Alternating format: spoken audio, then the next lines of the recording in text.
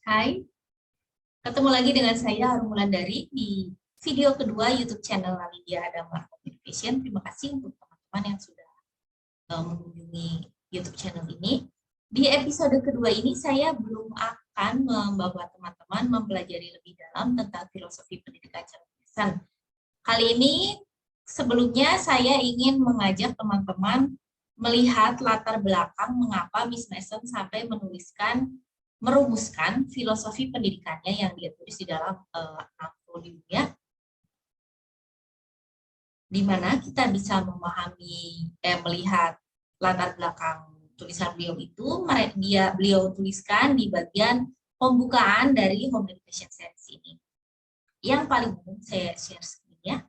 Yang paling umum, biasanya kita mencari tahu volume Charles Mason itu kita melihat dari website online.org. Di sini ada Home Education Series. Di sini ada 6 volume tulisan yang dia buat. Dan di setiap volume tulisannya itu ada pembukaan. Pembukaan ini ada di semua volume pembukaan yang sama. Artinya pembukaan ini memang berlaku untuk semua volume yang Miss Mason tulis. Ini juga bisa teman-teman lihat di bagian kalau teman-teman pakai sumber yang lainnya, misalnya Playbook. Di bagian pembukaan juga ada. Oke, kita akan langsung ke presentasi saya hari ini.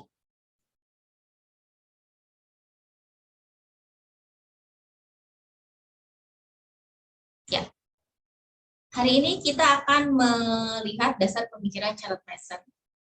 Saya tidak akan membaca seluruh pembukaan dari buku tersebut. Saya hanya akan mengambil paragraf-paragraf yang saya pikir adalah paragraf kunci, ya, kata-kata kunci beliau. Jadi di bagian pembukaan beliau mengatakan seperti ini. Proses pendidikan agak berkabut dan menyedihkan, baik di dalam maupun di luar negeri. Bahwa sains harus menjadi pokok pendidikan. Bahwa pengajaran bahasa Latin, bahasa terkini, matematika harus direformasi. Bahwa alam dan kerajinan tangan harus dikerahkan untuk melatih mata dan tangan. Bahwa anak laki-laki dan perempuan harus belajar untuk menulis sastra Inggris. Dan karena itu harus mengetahui sesuatu tentang sejarah dan sastra. Dan di sisi lain, bahwa pendidikan harus dibuat lebih teknis dan utilitarian. Ini dan seperti ini adalah seruan kebijakan yang kita terapkan di lapangan. Tetapi kita tidak memiliki prinsip pemersatu. Tidak ada tujuan yang pasti.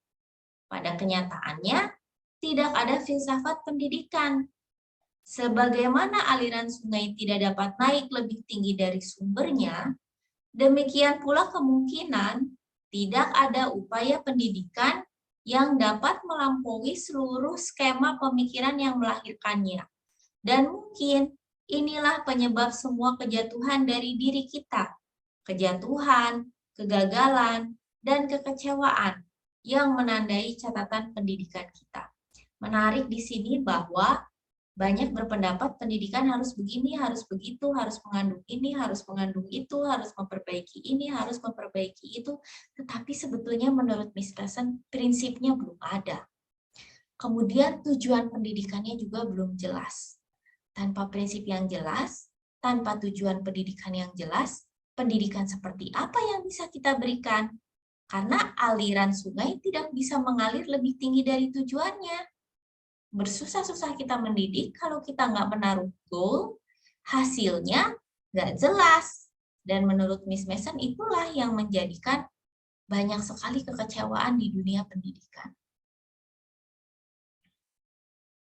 Nah, untuk kita mengetahui prinsip-prinsip ini, menurut Miss Mason, orang-orang yang bekerja di bidang pendidikan mengetahui sesuatu. Mereka menyebut orang-orang itu sebagai kita, ya. Kita yang telah menghabiskan bertahun-tahun dalam mengejar visi pendidikan yang sangat halus dan sulit untuk dipahami, menyadari bahwa pendekatannya diatur oleh hukum dan bahwa hukum ini belum tergali. Kita bisa membedakan garis besarnya, kita bisa tahu garis besarnya, tetapi tidak lebih. Kita tahu bahwa hukum itu meresap, tidak ada bagian dari kehidupan rumah atau pekerjaan sekolah seorang anak yang tidak ditembus oleh hukum itu. Hukum itu juga menerangi, menunjukkan nilai atau kurangnya nilai dari 1000 sistem dan kebijakan. Ini bukan hanya cahaya, tetapi ukuran, memberikan standar di mana semua hal, kecil dan besar, milik pekerjaan pendidikan harus diuji. Ini menarik ya, bahwa pendidikan itu diatur oleh hukum, didekati oleh hukum, visi pendidikan itu didekatinya, dicapainya, bisa dicapai kalau ada hukum-hukum yang mengaturnya. Nah, dan menurut Miss Mason, hukum itu meresap, artinya ada, mencakup seluruh kehidupan seorang anak, itu menjadi bagian dari hidup anak, bukan hanya berlaku di sekolah saja, tetapi seluruh bagian kehidupan anak berlaku hukum itu. Dan hukum itu menerangi, menurut Miss Mason, kalau kita udah tahu hukumnya, kita jadi terang, jadi tahu apa sih yang harus dilakukan, harus bagaimana sih. Dan hukum itu juga menunjukkan, oh nilai sistem yang ini tuh bagus, bernilai, sistem yang ini nih kurang bernilai, kebijakan yang ini itu bernilai baik, kebijakan yang ini kurang bernilai. Si hukum itu menjadi standar ya, menjadi ukuran bagaimana pendidikan itu diuji. Ini masih mengenai hukum. Hukum itu liberal, menerima hal apapun yang benar, jujur, dan menghasilkan kebaikan, dan tidak memberikan batasan atau penghalang, kecuali sesuatu yang berlebihan jika sesuatu yang berlebihan bisa mencederai. Dan jalan yang ditunjukkan oleh hukum itu berkelanjutan dan progresif, tanpa tahap transisi dari buayan ke liang lahat, kecuali bahwa kematangan seorang anak telah mengambil alih dan memampukan dia mengatur dirinya sendiri sebagai buah dari pelatihan pada diri anak yang sebelumnya masih hijau. Bagian ini menarik bagi saya. Miss Mason mengatakan hukum ini liberal. Kalau kita mengetahui hukum ini, maka sebetulnya proses pendidikan itu menjadi sesuatu yang merdeka.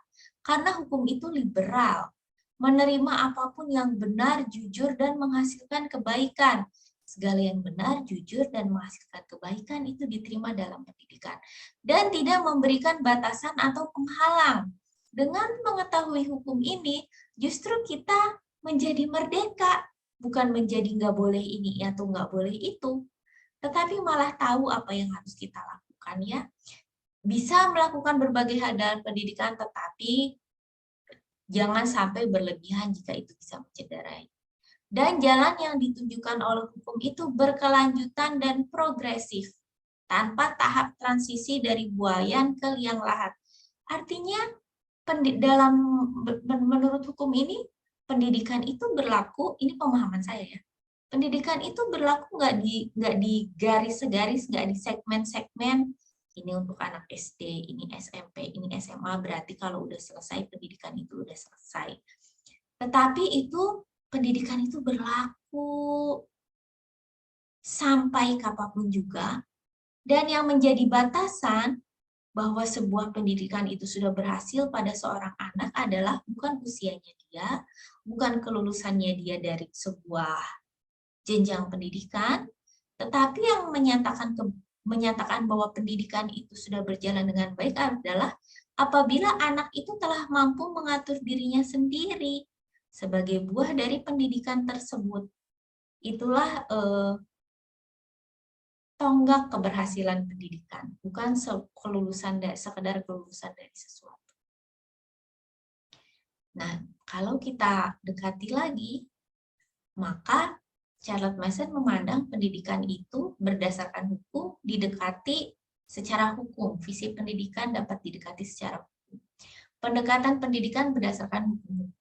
Hukum itu berlaku di seluruh aspek kehidupan. Hukum itu memberi terang, tadi menjadikan kita tahu kita harus apa. Hukum itu menjadi standar yang menguji segala sesuatu yang menjadi bagian dari pendidikan. Apakah apa yang kita lakukan itu sesuai dengan hukum-hukum tersebut? Itu standarnya. Sesuai atau tidaknya bukan berdasarkan perasaan lagi, tapi berdasarkan hukum-hukum tersebut. Hukum ini bersifat bebas dan memberi kemerdekaan. Adanya hukum ini membuat kita tidak kalau kita baca berikutnya, membuat kita nggak terkungkung dalam suatu sistem justru. Tetapi hukum ini justru memerdekakan kita untuk bisa melakukan banyak hal. Karena hukum ini menerima apapun yang baik, yang jujur, yang penuh kebenaran, yang memberikan hasil yang baik pada anak. Dan hukum ini berlaku tadi ya, berkesinambungan progresif. Ukurannya bukan usia, ukurannya bukan jenjang pendidikan, tetapi ukurannya adalah sampai orang itu matang untuk mengelola dirinya sendiri. Nah, jadi persyaratan hukumnya ini apa? Hukum-hukum ini harus hukum yang seperti apa ya? Charlotte mengatakan bahwa Charlotte menyebutkan bukan hanya Charlotte Mason saja yang mengatakan ini, dia menyebutkan banyak pendidik, Herbert Froebel, beliau sebut beberapa. Mereka semua mengatakan bahwa perlu untuk percaya kepada Tuhan. Oleh karena itu, pengetahuan tentang Tuhan adalah pengetahuan utama dan tujuan utama dari pendidikan. Hukum-hukum ini adalah hukum Tuhan, mengakui adanya Tuhan, dan tujuan dari pendidikan itu akhirnya membuat anak mengenal Tuhan, hidup dalam kebenaran Tuhan, berjalan dalam rencana Tuhan. Kalau saya boleh elaborate membuka lebih jauh lagi ya pemahaman saya tentang hal ini. Kemudian itu syarat yang pertama, syarat hukumnya. Yang kedua, telah dikatakan bahwa gagasan terbaik yang dapat kita bentuk sebagai kebenaran mutlak adalah bahwa kebenaran itu layak untuk memenuhi setiap kondisi yang dengannya kebenaran itu dapat diuji. Ini yang akan kita harapkan dari hukum kita, bahwa hukum itu akan memenuhi setiap pengujian eksperimen dan setiap pengujian pendidikan rasional. Oke, ini agak susah ya. Jadi menurut pemahaman saya lagi, menurut Miss Mason, hukum-hukum ini harus baru kita katakan hukum gitu ya, pendekatan ini benar kalau pendekatan hukum ini tahan uji, lolos uji, diuji dari sana, dari sini, dari berbagai aspek. Hukum ini benar, pendekatan ini benar, maka itu bisa dijadikan hukum yang berlaku dalam pendidikan. Nanti kita akan melihat lebih jauh lagi hukum-hukumnya apa. Nah, sebelum hukum ini benar-benar tersingkap bagi kita, sangat mungkin banyak upaya percobaan dilakukan yang kurang lebih bersifat filosofis, yaitu memiliki ide pokok dan kumpulan pemikiran di dalamnya, yang setiap bagiannya sangat penting dan bekerja secara selaras, in vital harmony. Dalam semakin kita mencari tahu hukum-hukum ini apa, karena dalam pendidikan itu tidak ada ketetapan pasti harus begini, harus begini, harus begini, harus begitu, gitu ya. Maka banyak orang melakukan percobaan pendidikan itu harus seperti apa. Nah, menurut Mason, percobaan yang terbaik itu adalah percobaan yang bersifat filosofis. Ada ide pokoknya dan ada kumpulan pemikiran di dalamnya. Setiap pemikiran itu penting dan bekerja selaras. Penting dan bekerja selaras artinya kita nggak boleh memisahkan satu bagian pun dari pemikiran-pemikiran tersebut. Karena kalau satu bagian lepas, kalau kita dengar musik, harmoninya jadi kurang nih, ada yang kurang gitu ya. Kalau dari keseluruhan orkestra itu. Menarik sekali karena itu, Miss Mason mengajukan teori pendidikan. Tetapi menurut Miss Mason, Kalau kita melakukan banyak upaya untuk mendekati gimana sih sebaiknya pendidikan itu sebaiknya dilakukan gitu ya, ingin membuat teori-teori bagaimana pendidikan itu sebaiknya dilakukan, menurut Miss Mason, teori pendidikan itu harus memenuhi persyaratan-persyaratan berikut. Selaras dengan gerakan pemikiran masa kini, artinya kan Miss Mason tidak menjelaskan ini banyak. Tetapi sebetulnya kan banyak penelitian-penelitian yang menyingkapkan segala sesuatu. Nah, teori pendidikan itu harus sejalan dengan gerakan pemikiran masa kini, dengan kemajuan-kemajuan pengetahuan orang. Teori pendidikan itu harus selaras. Memandang pendidikan bukan sebagai kamar yang tertutup, tetapi bagian dari kehidupan seperti kelahiran, kematian, pernikahan, pekerjaan. Jadi teori pendidikan itu harus berlaku di seluruh aspek kehidupan anak tadi.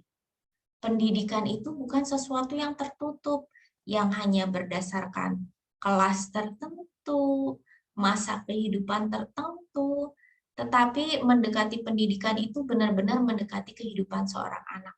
Bahwa itu benar-benar bagian dari kehidupan seorang anak yang mempengaruhi seluruh kehidupannya. Pendidikan harus membuat murid memiliki ikatan dengan berbagai hal di dunia ini dari berbagai sisi. Hadiah education is harus membuat anak bersentuhan dengan berbagai sisi.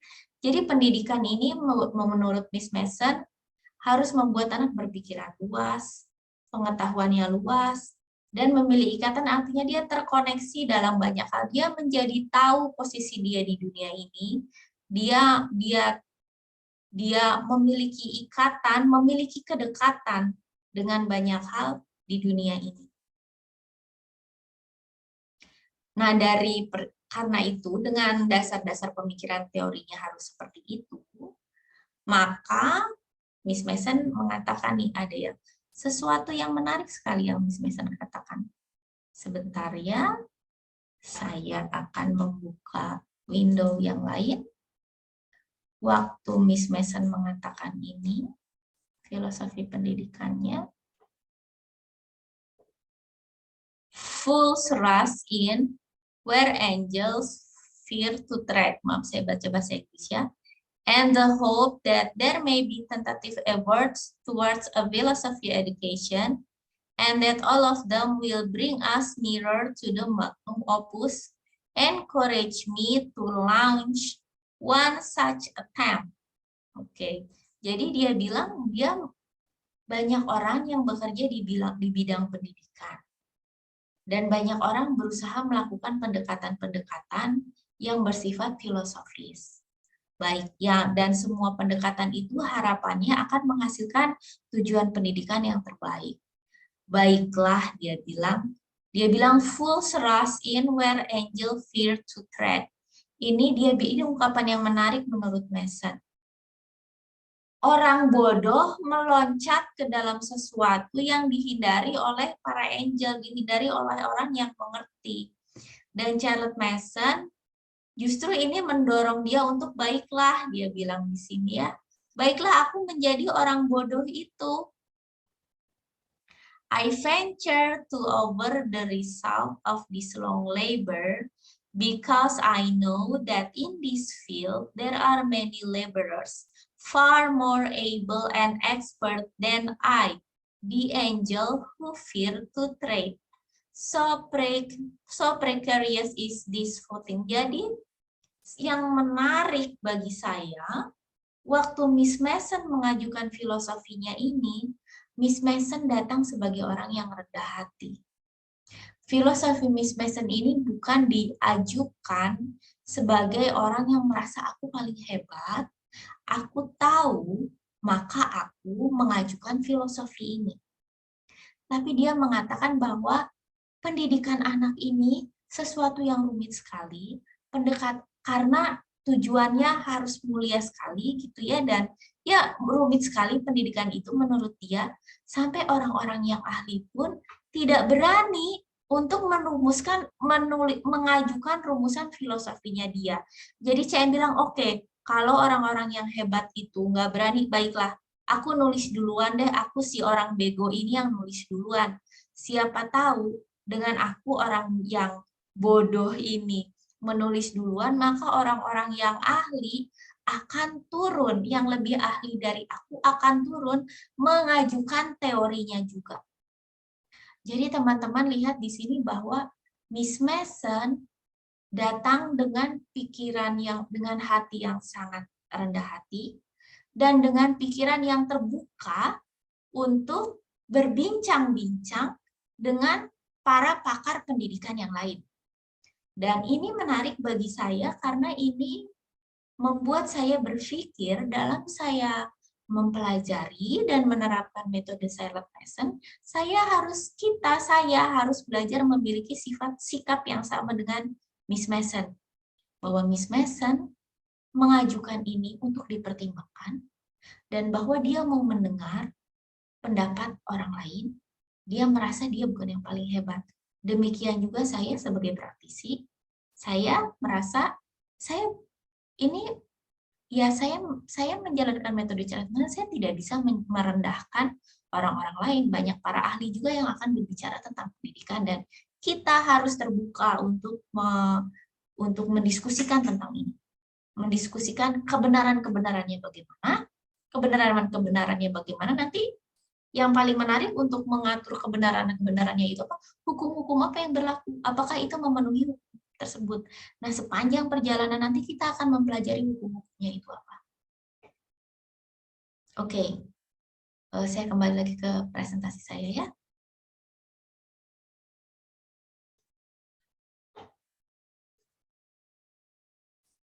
Ya, jadi maaf saya tadi masuk ke sana dulu.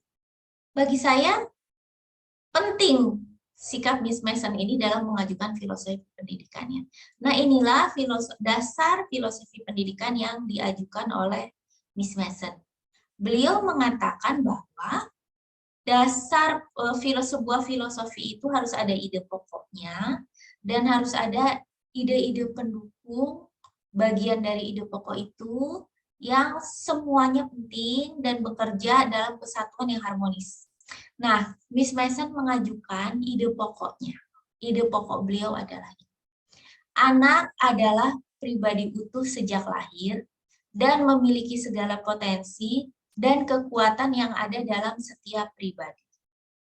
Ini menurut Miss Mason menjadi penting, ide pokok yang penting. Mengapa? Karena menurut Miss Mason, pada saat itu beberapa bagian dari potensi anak itu dieksploitasi. Nah, saya bertanya-tanya, apakah karena orang memandang saat itu lebih penting untuk memberikan anak training skill? Apakah saat itu banyak yang lebih penting untuk memberikan anak keterampilan tangan? Apakah ada pihak-pihak yang lebih mengutamakan kehidupan spiritual anak, melupakan kehidupan moralnya, melupakan kehidupan mentalnya? Apakah memang itu yang terjadi? Dan apakah itu juga terjadi pada saat ini? Itu menjadi perenungan kita. Menurut Miss Mason, beberapa bagian dieksploitasi. Jadi dia mengajukan ide pokok, anak ini adalah pribadi yang utuh, yang sejak lahir memiliki segala potensi. Nah, potensi-potensi ini harus semuanya dikembangkan. Jangan hanya eksploitasi sebagian. Kemudian, beberapa bagian hanya diakui keberadaannya secara samar. Bahkan beberapa potensi itu hanya diakui keberadaannya secara samar. Miss Mason belum menjelaskan ini apa. Apakah spiritual anak, misalnya, belum diakui, dianggap anak itu tidak mampu hidup secara spiritual, misal. Atau ada yang tidak mengembangkan potensi mental anak, potensi moral anak tidak dikembangkan, yang penting anak belajar pengetahuan aja, moralnya dia tidak menjadi bahan pemikiran, keberadaannya diakui secara samar. Bisa jadi hal-hal seperti itu terjadi ya di masa pendidikan di zaman Miss Mason saat itu. Kemudian ide pokok yang kedua yang Miss Mason ajukan adalah education is a science of relation. Pendidikan adalah pengetahuan yang diperoleh dari relasi. Menurut Miss Mason ini akan menolong orang-orang mengatasi bagian kurikulum. Karena dalam kurikulum orang Mungkin saat itu orang bingung mana nih yang lebih penting tadi. Sains harus jadi pokoknya. Ini matematika harus diperbaiki. Ini bahasa Inggris, sejarah. Tetapi bagaimanakah kurikulum itu disusun? Bagaimanakah pendekatannya? Nah, Miss Mason mengatakan education is a science of relation. Ini menolong mengatasi masalah kurikulum. Dengan pernyataan bahwa pendidikan adalah pengetahuan yang diperoleh dari relasi, maka tujuan dari pendidikan itu menjadi bukan tahu, tetapi membuat anak berhubungan dengan sebanyak mungkin kehidupan di alam dan berhubungan dengan berbagai pemikiran. Nah, ini nanti kita akan bahas di volume-volume Charlotte Mason ya, bagaimana membuat anak berhubungan dengan alam, bagaimana anak membuat anak terhubung dengan berbagai pemikiran, dengan berbagai ide. Kemudian ide pokok yang lain, pendidikan adalah dalam pendidikan itu berikanlah 1 atau 2 kunci pengenalan diri. Ajarkan anak untuk mengenal dirinya melalui 1 atau 2 kunci pengenalan diri. Nah, menurut Miss Mason, kalau ide pokok itu, 3 ide pokok itu diterapkan, maka kaum muda terpelajar akan maju dengan beberapa ide tentang manajemen diri, dengan beberapa cita-cita yang ingin diraih, dan memiliki banyak minat yang penting. Apakah pada saat ini, pendidikan tidak membuat anak-anak mengetahui bagaimana harus mengelola dirinya? Apakah pendidikan saat itu dan saat ini membuat anak memiliki cita-cita yang ingin diraih? Kalau sampai tidak ada, berarti ada yang salah dengan proses pendidikannya. Berarti yang 3 itu belum diterapkan dengan baik, Miss Mason, berarti ya. Dan memiliki banyak minat yang penting. Apakah setelah selesai sekolah, anak punya banyak minat? Atau dia ya udah terserah lah, nggak tahu minatnya apa. Yang menarik bagi saya adalah Miss Mason memisahkan ada cita-cita dan ada juga minat. Melihat ini pursuit, anak-anak punya cita-cita, punya tujuan yang dikejar. Mungkin dia pengen jadi dokter, tapi dia dokter yang memiliki banyak minat. Bukan cuma dokter aja, misalnya dia memiliki minat pada musik, dia memiliki minat pada seni, dia memiliki minat pada alam. Betapa kayanya kehidupan yang seperti itu. Jadi menarik sekali lagi Miss Mason membawa bahwa pendidikan itu harus membuat pikiran anak terbuka, terkoneksi dengan banyak hal, minatnya banyak, dia bukan orang yang berpikiran sempit, cuma mengejar apa yang dia mau saja misalnya, dan bisa mengelola diri sendiri. Oke, itu adalah 3 ide pokok yang disampaikan oleh Miss Mason. Nah, dari 3 ide pokok itu, Miss Mason mengembangkan teori tentang pendidikan. Nah, teori tentang pendidikannya ini ditulis di dalam 6 volume. Kalau teman-teman lihat tadi, kembali lagi. Oke, sorry. Teori pendidikannya ini ditulis dalam 6 volume. Ada tentang home education, parents and children, school education, our self formation of character, sama towards a philosophy of education. Jadi itu semua adalah rangkaian teori pendidikan yang memang Miss Mason sudah programkan dia akan tulis. Mengapa saya memandang Miss Mason itu bukan sesuatu yang nggak sengaja, tahu jadi 6 volume ya, padahal aku rencananya menulis 1, tidak. Karena bahkan di dalam preface, kata pembukaannya dia mengatakan, saya lampirkan sinopsis singkat dari teori pendidikan yang dijabarkan dalam volume-volume seri pendidikan rumah. Jadi memang Miss Mason udah punya rencana mau menulis seri volume seri pendidikan rumah, dan sinopsisnya itu ditulis dalam 20 butir. Nah, 20 butir inilah yang kemudian kita sebut sebagai 20 butir pendidikan Charlotte Mason. 20 butir pendidikan Charlotte Mason itu adalah tadi seperti dikatakan ada ide pokok 3 tadi, Lalu ada pemikiran-pemikiran yang lain yang semuanya penting yang bekerja dalam kesatuan yang harmonis. Nah, dalam 21 butir ini kita akan lihat pemikiran-pemikiran itu apa saja dan harmoni seperti apakah yang dimainkan oleh pemikiran-pemikiran tersebut. Nah, dalam pemikiran-pemikiran ini akan kita bahas, saya akan menguraikan pemahaman saya tentang 20 butir filosofi Charlotte Mason ini dalam video berikutnya ya, di episode ketiga.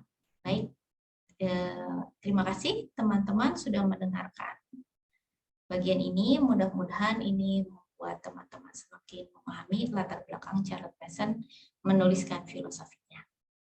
Teman-teman boleh kontak saya di IG @arum_Adama, membaca tulisan saya di Arum dari 6.wixsite.com website, dan terus mengikuti YouTube channel ini jika teman-teman merasa bahwa apa yang disampaikan di YouTube channel ini bermanfaat buat teman-teman, dan mungkin teman-teman teringat teman lain yang bisa memperoleh manfaat dari YouTube channel ini, silahkan share channel ini ke teman-teman yang lain ya.